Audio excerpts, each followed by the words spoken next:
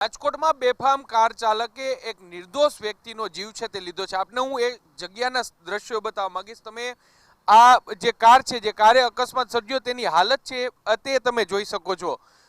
જે રામાપીર ચોકડીનો ઓવરબ્રિજ છે તે ઓવરબ્રિજ પરથી પૂરપાટ ઝડપે આવતી આ કાર છે તેમના દ્વારા સૌપ્રથમ એક બાઇક ચાલક છે કે તેમને પાછળથી હડફેટે લેવામાં આવ્યો, તેનું ઘટના સ્થળે જ મોત નીપજ્યું અને ત્યારથી અડધો કિલોમીટર દૂર સુધી એ બાઇક છે તે ફંગોળાયું હતું ને ત્યારબાદ આ કાર છે તે કાર પૂર ઝડપે આવી અને અહીં ડિવાઈડર છે તેના પર અકસ્માત છે તે સર્જ્યો છે ને આ જે તમે જોશો એક પોલ છે તેને પણ તોડી પાડ્યો છે।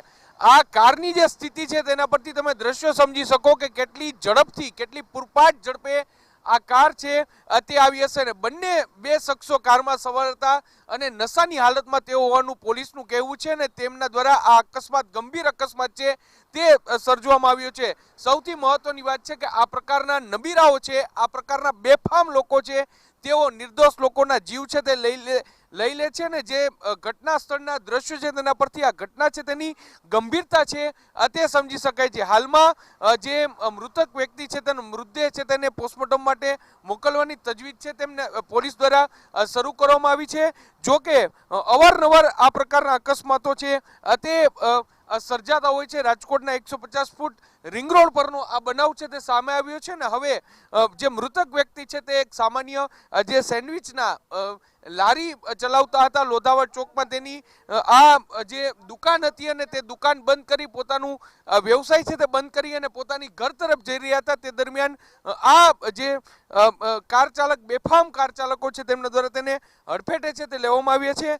જોવાનું રહેશે કે પોલીસ છે આ શખ્સો સામે કયા પ્રકારની કાર્યવાહી કરે છે। પ્રાથમિક દ્રષ્ટિએ બે શખ્સોની અટકાયત છે તે પોલીસ દ્વારા કરવામાં આવી છે અને તેઓ બંને નશાની હાલતમાં હોવાનું છે તે સામે આવ્યું છે। હવે પોલીસ છે સમગ્ર મામલે તપાસ છે તે હાથ ધરી છે। જો કે આ પ્રકારના નબીરાઓ છે, આ પ્રકારના બેફામ લોકો છે કે જે નશાની હાલતમાં આ પ્રકારે બેફામ કાર ચલાવી અને નિર્દોષ લોકોના જીવ લે છે ત્યારે તેની સામે કડક કાર્યવાહી થવી ખૂબ જ જરૂરી છે। કેમેરા પર્સન ભાવેશ લશ્કરી સાથે મોહિત ભટ્ટ, TV9 રાજકોટ।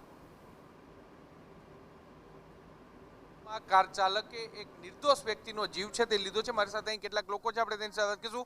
આ ભાઈ છે એ કોણ ભાઈ છે અને ક્યાંથી કેટલા સમય પહેલા નીકળ્યા હતા? શું હજી 10-15 મિનિટ થઈ દુકાનેથી નીકળ્યા હતા અને અમે બધા હારે સાથે જ બેસી છીએ।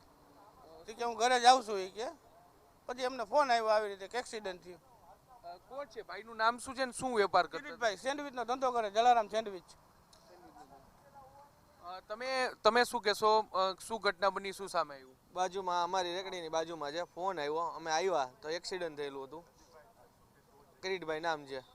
અમે આવીને જોયું તો ગાડીની હાલતમાં આવ ગાડી એની હોન્ડા ભેગું થઈ ગયું છે, ફોર વ્હીલ આ રીતે પડી છે। શું માનો છો કે આવા શખ્સો સામે કાર્યવાહી થવી જોઈએ? કારણ કે જે રીતની સ્પીડ છે ને એવી પણ વાત છે કે નશાની હાલતમાં કાર ચાલક હતા।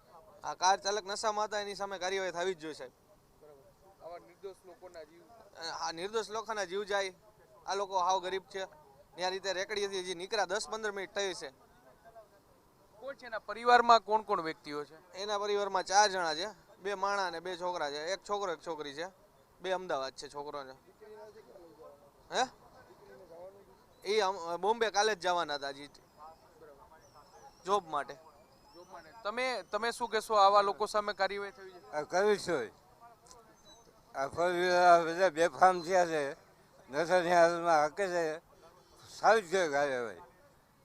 એટલે જે તમામ લોકો છે તે કહી રહ્યા છે કે આવા જે નશાની હાલતમાં જે બેફામ લોકો છે તે જતા હોય છે તેની સામે કાર્યવાહી છે તે થવી ખૂબ જ જરૂરી છે। કારણ કે જે લોકો છે તે જ્યારે અહીંથી પસાર થતા હોય છે ને પાછળની તરફથી બેફામ કાર ચાલક છે તે આવી અને તેમના દ્વારા જે પ્રકારે અકસ્માત છે તે સર્જવામાં આવ્યું છે, ખૂબ જ ગંભીર પ્રકારની બાબત છે।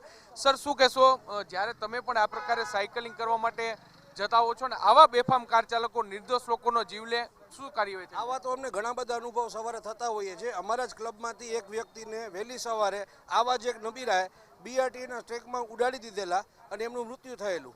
અને આવો અનુભવ અમને બી જ્યારે બી અમે રોજ સવારે સાયકલિંગ કરતા હોઈએ છીએ તો બેફામ ગાડી ચલાવી, એકદમ નજીકમાંથી કાઢવી, રોંગ સાઈડ બી ચલાવી, એવા તો ટ્રાફિકના નિયમોના ઘણા ભંગ થતા હોય છે, જેના બાબતે તંત્રએ ખરેખર આ વસ્તુ ધ્યાનમાં લેવા જેવી છે અને એની સામે કડક કાર્યવાહી કરવાની જરૂર છે। બસ પણ એની સામે કડક કાર્યવાહી થવી જોઈએ। તમે સર શું કહેશો, શું કાર્યવાહી થવી જોઈએ?